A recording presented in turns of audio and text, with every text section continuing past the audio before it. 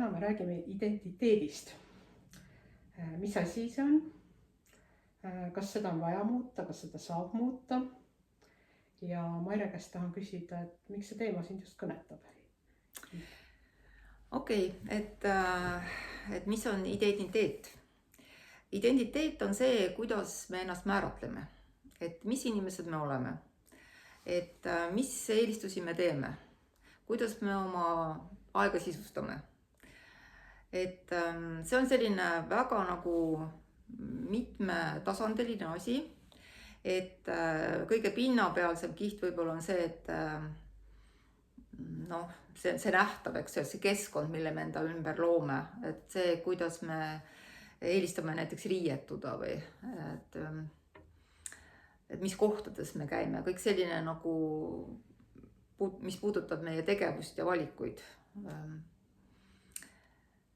mida me tarbime näiteks ja kõik sellised asjad. Ja siis on seal väga sellised sügavad tasandid, et missuguste inimgruppidega või missuguses kes ma tegelikult olen nagu sügavalt isiksusena, et sellised sügavamad identiteedi osad, et see on kõik selline siis see identiteet või enesemääratlus, et see on väga mitmetahuline asi. Ja nüüd see, et mis identiteedis me oleme, see määrab siis selle, et mis valikuid me teeme ja kui me muudame oma identiteedis midagi, et siis me saame nagu muuta ka oma kogemust elust üldse. Et see on nagu see põhipoint. Ja ma olen kuulnud, et sul on üks väga tore lugu sellest, kuidas sa aastaid tagasi oma ühte väga suurt identiteedi osa muutsid. Ja. Et äkki räägid sellest lähemalt? See on selline lugu, et pärineb 90-ndatest, kui ma hästi noor olin. Et siis ma suitsetasin üsna palju. Ja ühel päeval juhuslikult ma kuulsin raadiost Vigala Sassi rääkimas, kes ütles, et kõik inimesed, kes on suitsetajad, on energiavampiirid. Ja siis ma võtsin seda väga hinge, et mina kindlasti ei taha olla, et tõesti, kui mina olen energiavampiir, et see oli nagu nii kohutav. Ja siis ma otsustasin, et seda asja ma nüüd kindlasti muudan, sellepärast, et õudne lihtsalt, et ma tõmban teiste inimeste energiat. Ja siis ma hakkasin mõtlema, et kuidas suitsetamisest loobuda, et kõik, kes on seda proovinud, teavad, et see ei ole alati kõige lihtsam ülesanne. Ja siis mul tuli, ma ei tea, kuidas ma tulin selle mõtte peale, et suitsetamine on oluline osa minu identiteedist. Et ma pidasin tol ajal kõiki inimesi, kes suitsetavad, väga sellisteks toredateks ja lahedateks tüüpideks. Ja siis kõik need inimesed, kes olid mitte suitsetajad, tundusid mulle sellised üsna ebameeldivad või mitte huvipakkuvad persoonid. Ja siis ma sain aru, et see on nagu, see ongi nüüd see identiteedi nagu point, eks ole. Nii. Ja siis ma sain aru, et tegelikult see, et ma arvan, et need inimesed, kes siis on mitte suitsetajad, on sellised ebahuvitavad ja minu jaoks mitte atraktiivsed. Et see on tegelikult vale, et nii suitsetajate kui mitte suitsetajate hulgas on igasuguseid inimesi. Et see oli esimene nagu asi, mida ma tunnistasin endale, et see tegelikult ei ole tõsi.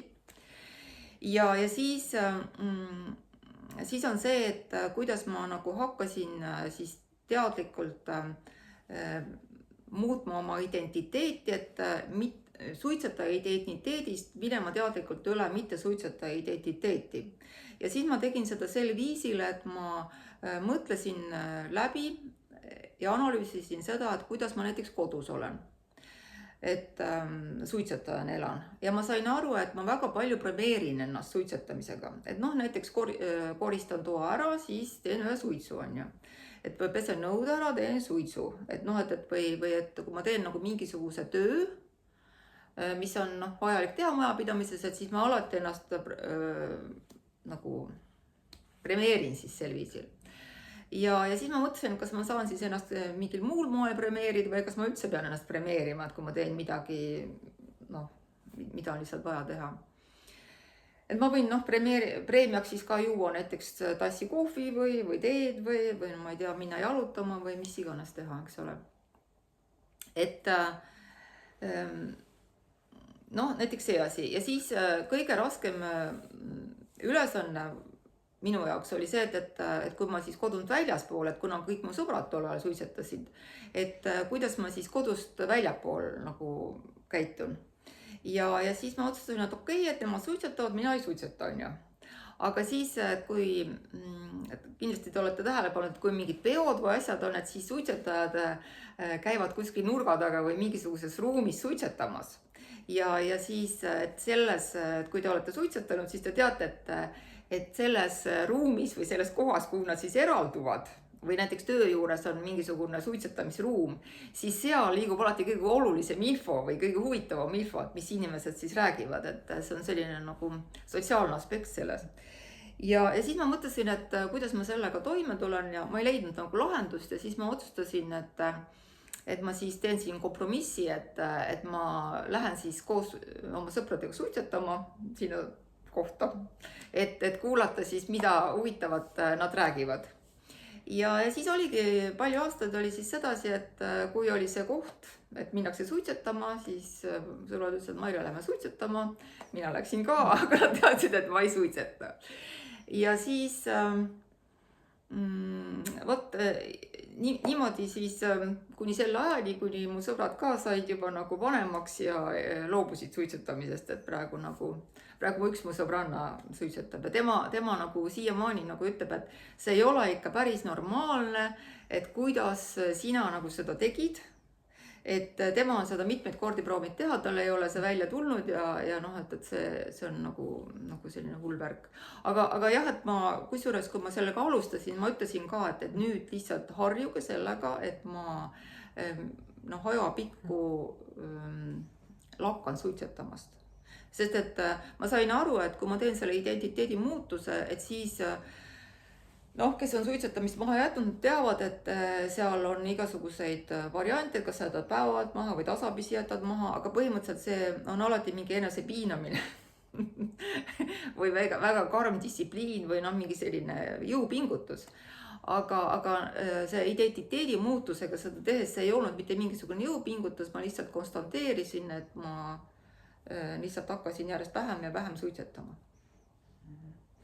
Nii, ma tulen selle alguse juurde tagasi, et see muutus algas sul sellest, et Vigala Sass ütles, et need suitsetajad on energiavampiirid. Et kas sellega ka mingi seos tuli, et kui sa olid sellest ühest identiteedist teise astunud, mitte suitsetajaks, et kuidas see vampiiruse tunne? Selles mõttes, et kas ma sain aru pärast, et see on nagu tõsi, et see on mingi vahe seal. Kui ma päris ausalt ütlen, siis ei. Ja tegelikult ma ei arva, et suitsetajad oleks energiavampiirid ausalt öeldes. Et jah, see, aga selles mõttes oli see nagu väga abiks, et Sass seda ütles, et mina tegin selle muutusi ja ma sain selle suurepärase kogemuse. Et kuidas siis teha sellist, kuidas luua endal paremat elu. Et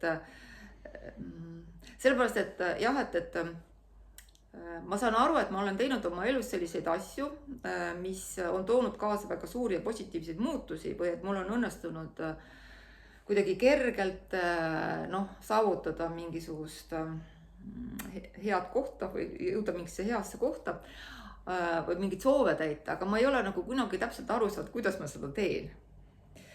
Ja siis nüüd, kui see nagu sellises ütleme vaimse maailma teemades on tulnud see kuidagi üles, et see identiteedi muutmise teema, et kuidas sellega luua paremat elu.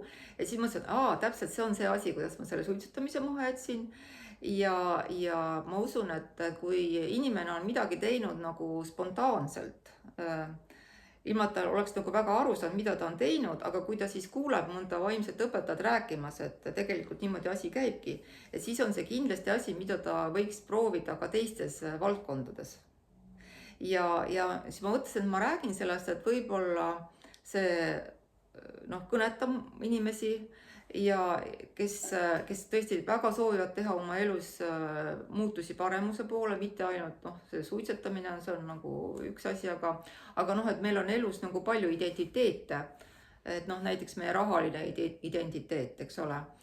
Et siis seal samamoodi, et kui sa kogu aeg oled ennast võib-olla samastanud, sul on see identiteet, et sul on alati vähe raha, kunagi ei jätku, eks ole, ükskõik kui palju sa proovid tööd teha või raha saada, et see raha kuidagi kaob käest ja sa tunned ennast ikka kuidagi sellise vaesena või sul on kogu aeg nagu mingi puudus. Et siis võib-olla on nagu lahendus see, et sa lihtsalt lähed sellesse jõuka inimese identiteeti.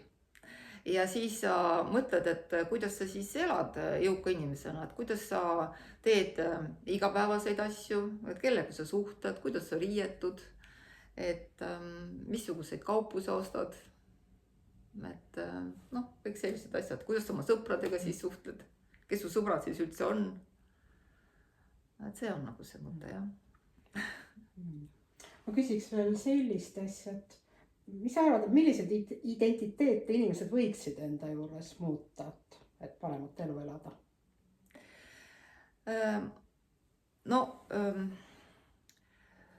Ma arvan, et üks selline identiteet, mida inimesed võib-olla väga endal isegi teadvusta, on see, et ma olen ohver. Ja see on nagu väga hull asi.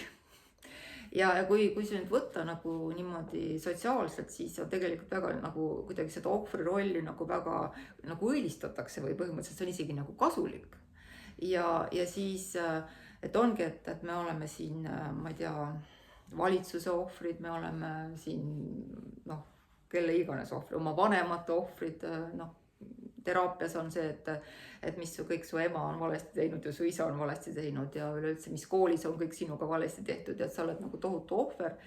Et noh, et üks olulisi identiteete oma elu paremaks muutmisel on kindlasti sellest ohvri identiteedist nagu lahti laskmine.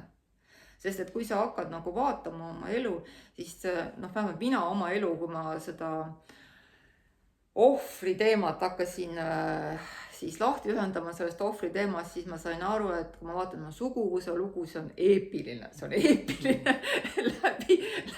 läbi põlvkondade, see on eepiline. Ja noh, meil Eesti rahval on ka igasugused need represseerimised, küüditamised, kõik need asjad, kus me tegelikult oleme ka ohvrid olnud, aga siin on nüüd see, et see kõik moodustab sellise tohutu ohvri mentaliteedi, ohvri identiteedi, et see on nagu asi, millest võiks ennast lahti ühendada, sellepärast, et see loob ainult seda, et ongi, et me kogemegi ennast nagu ohvrina, et me kogu aeg loome uuesti seda, et selle vastu aitab siis see, et sa võtad vastutuse. Sa ütled, et okei, et mina olen see, kes nüüd siin ütleb, kuidas mu elu saab olema. Ja et sa ei pea kedagi teist muutma, sa lihtsalt kujutad ette, et kui ma ei ole ohver, et kui ma nüüd olen see nii-öelda siis kas see positiivses mõttes see vaimne sõdalane või siis keegi, kes vastutab täielikult oma elu eest, et kuidas ma siis elan. Et mis valikuid ma siis teen, et kuidas ma suhtun üldse maailma, kellega ma suhtlen, missugust, ma ei tea, missuguseid meelelahutusi ma siis tarbin, noh, mis iganes vaataks, mida ma loen, mida ma söön. Ja. Kas on veel midagi, mida sa tahaksid identiteedi kui sellise kohta lisada? No ma arvan, et praegu ma rohkem ei lisaks, et see on selline lihtsalt praegu sissejuhatus sellesse teemasse, et ma arvan, et kui on inimestel huvi, et siis ma võib-olla teen mõne põhjalikuma loengu sellest, et kus ma siis nagu räägin ka praktiliselt ja võib-olla niimoodi punkti haaval, et kuidas seda siis nagu täpsemalt teha. Hästi. Aitäh.